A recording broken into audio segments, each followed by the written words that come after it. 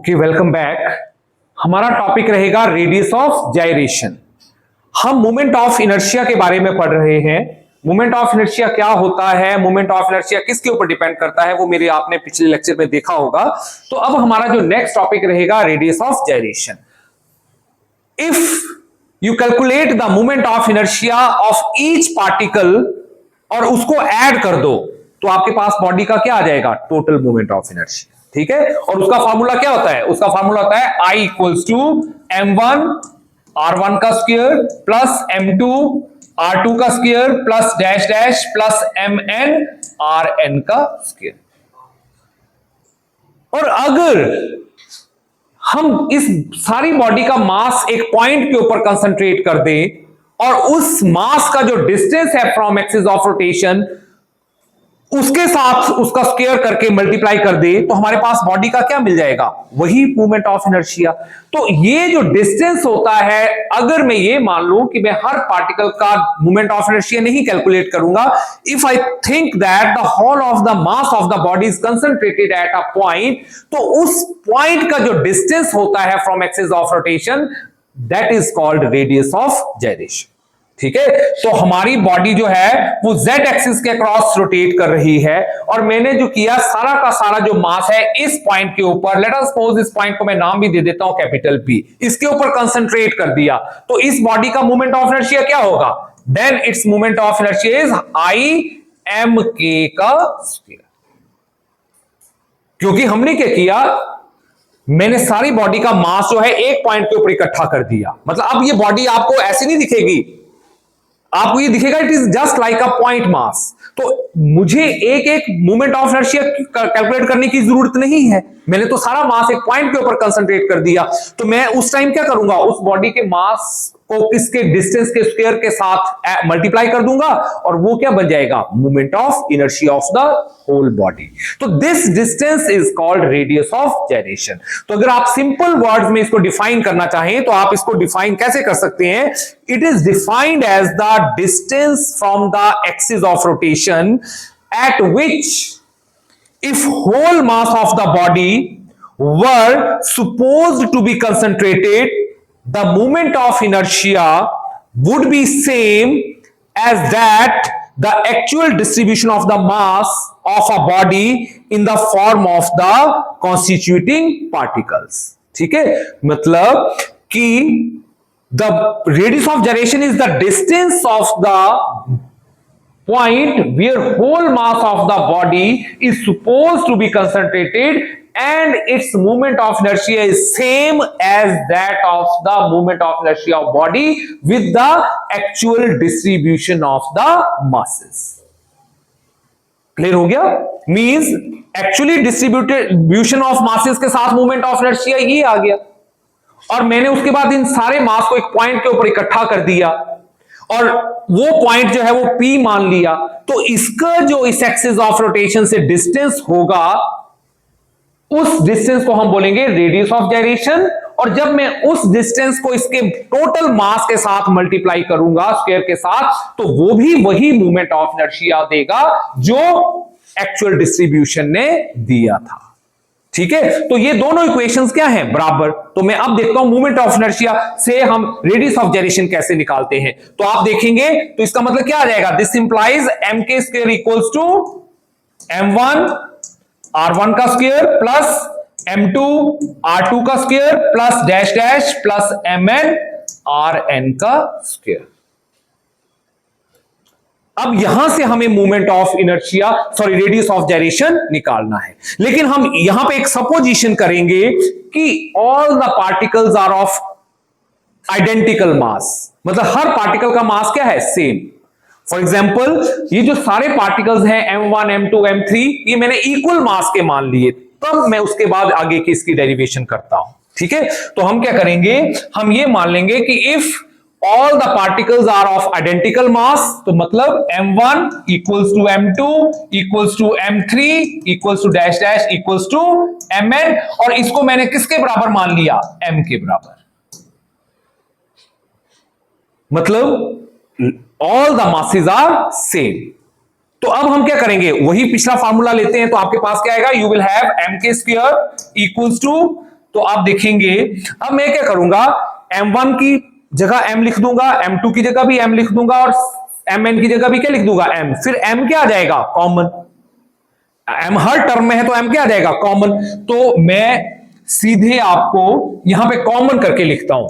देखो m और अंदर क्या बच जाएगा, r1 का स्क्वायर प्लस r2 का स्क्वायर प्लस r3 का square plus dash dash plus rn का स्क्वायर। अब मैं अपनी मर्जी से, मैंने आपको बताया है कि हम फिजिक्स में बड़ी सारी चीजों को अपनी मर्जी से मल्टीप्लाई या डिवाइड कर सकते हैं।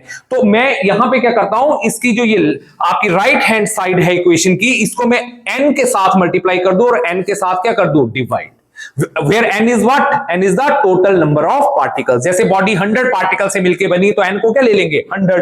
अगर बॉडी 500 पार्टिकल से मिलकर बनी है तो n को क्या ले लेंगे, 500। तो मैं क्या करता हूं, इस इक्वेशन को n से मल्टीप्लाई कर दिया और n से डिवाइड करता हूं, लेकिन मैं डिवीजन वाला n यहां ना लिख के इसके साथ लिखता हूं। तो r1 square plus r2 square plus r3 का square plus dash dash plus rn का स्क्वायर, और इसको मैंने डिवाइड कर दिया n से। देखो फर्क पड़ा कोई, n से n क्या हो जाएगा, कट जाएगा, वही इक्वेशन बन जाएगी जो ऊपर वाली है। अब what do you mean by m into n? अगर हमारी बॉडी जो है it is made up of n number of particles और हर एक पार्टिकल का मास क्या है, m। तो टोटल मास क्या होगा, वो m इंटू n क्या बन जाएगा, total mass of the body. Means if you have 100 oranges in a box, हर एक ऑरेंज का वेट कितना है, m, और टोटल कितना है, 100। तो जब आप एक ऑरेंज के मास को 100 से मल्टीप्लाई करोगे तो टोटल बॉक्स का मास मिल जाएगा, मतलब टोटल बॉडी का मास मिल जाएगा। तो where m into n is what, m into n is the total mass of the body. और वो किससे डिनोट किया था, m से।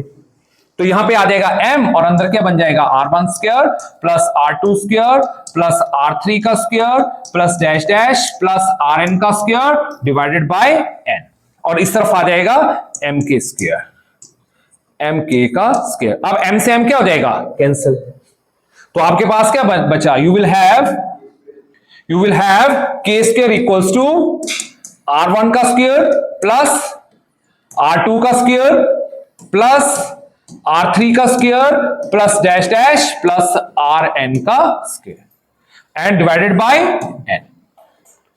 और इस स्क्वायर को जब दूसरी तरफ लेके जाऊंगा तो क्या बन जाएगा, अंडर रूट, स्क्वायर रूट बन जाएगा।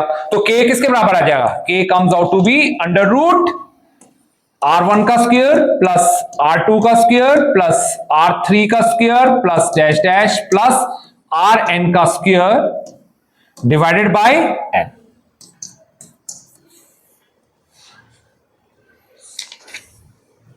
ठीक है, अब देखो what is this, this is root mean square. देखो आप इस टर्म को देखो, क्या क्या है इस टर्म में, इस टर्म में है सबसे पहले रूट, मतलब अंडर रूट। तो इसको क्या मैं लिख सकता हूं, रूट, फिर क्या है, मीन। मीन क्या होता है, total sum divided by total number of. तो रूट मीन मतलब प्लस प्लस प्लस और डिवाइडेड बाय n, तो ये क्या बन गया, रूट मीन। और ये मीन किसका है, स्क्वायर, स्क्वायर का है ना, तो इसको हम बोलेंगे रूट मीन स्क्वायर। लेकिन ये है किसका स्क्वायर, डिस्टेंसेस। किसका स्क्वायर है, डिस्टेंसेस। तो हम k को कैसे डिफाइन कर सकते हैं, it is root mean square distance of the constituting particles from the axis of rotation. तो हम इसको पूरे को कैसे पढ़ सकते हैं, रूट मीन स्क्वायर, इसको अलग पेन से लिखते हैं, root mean square of the distances of the constituting particles from the axis of rotation। तो देखो बेसिकली k आपको यहां दिख रहा होगा कि k जो है सिर्फ किसके ऊपर डिपेंड कर रहा है, डिस्टेंसेस के ऊपर, लेकिन नहीं, k किस किस के ऊपर डिपेंड करता है वो अभी मैं बताता हूं। लेकिन आपने इसको ऐसे भी डिफाइन कर सकते हैं। अगर आप ये बोले कि k होता क्या है, तो अगर आपने डेफिनेशन देनी है, अगर आपने फार्मूला से नहीं बताना है, मैथमेटिकली नहीं बताना, आपने जस्ट सिर्फ बताना है कि k होता क्या है, तो आप बोलेंगे k is nothing, it is the distance of the point from the axis of rotation, where whole of the mass of the body is if supposed to be concentrated, it produces same moment of inertia as it produced by its individual particles. कि मतलब अगर हम एक एक particle का moment of inertia निकालें from the axis of rotation और सबको जोड़ दे, तब भी आंसर सेम आएगा। और अगर मैं सारे के सारे मास को इकट्ठा करके एक पॉइंट के ऊपर ले जाऊं और उस पॉइंट का मोमेंट ऑफ इनर्शिया देखूं किसी डिस्टेंस से, तो जब मैं उस डिस्टेंस से उस मास का वो जो करके देखूं मोमेंट ऑफ तो सेम आंसर आए, तो उस डिस्टेंस को हम बोलते हैं रेडियस ऑफ जाइरेशन। और लेकिन अगर आपको मैथमेटिकली इसको बताना है तो मैथमेटिकली आप बोलेंगे radius of gyration is equals to root mean square distances of the constituting particles from the axis of rotation. तो बेसिकली आपने ये फार्मूला याद रखना है, मतलब रेडियस ऑफ जाइरेशन का फार्मूला क्या होता है। तो रेडियस ऑफ जाइरेशन का फार्मूला होता है k equals to r1 square plus r2 square plus r3 square plus dash dash rn square divided by n under root, and this is called root mean square distance. क्या बोलते हैं इसको हम? Root mean square distance. अब आपसे मैं पूछूं what is its SI unit, इसका SI यूनिट क्या होता है? k का SI unit very simple, what is k? k is distance, तो डिस्टेंस का ऐसा यूनिट क्या होता है? मीटर। और इसी ढंग से CGS यूनिट, हाँ दिस इज सेंटीमीटर। और dimensional formula simple L, m0 L1 T0। कई बार ये पूछ लेते हैं, कई बार एग्जाम में सिंपल क्वेश्चन पूछा होता है, लेकिन आप वो सोचते हैं कि इसकी डेफिनेशन बड़ी डिफरेंट सी थी तो इसके यूनिट भी डिफरेंट होंगे। बस what is basically it is distance. वो है क्या? डिस्टेंस है। अंडरस्टैंड? तो अब आपसे पूछिए के किस किस के ऊपर डिपेंड करता है, तो K depends upon the mass of the body as well as the manner in which it is distributed. मतलब आप यहां फार्मूले में m नहीं दिख रहा है, लेकिन निकाला कहां से हमने? मास से। कहां से निकाला है इसको? मास से। तो it depends upon the mass as well as distribution of the mass about the axis of rotation. ठीक है? और आपको कोई पूछे is it a constant quantity? It is not a constant quantity. ठीक है? k is not a constant quantity, its value changes as the location of axis of rotation changes.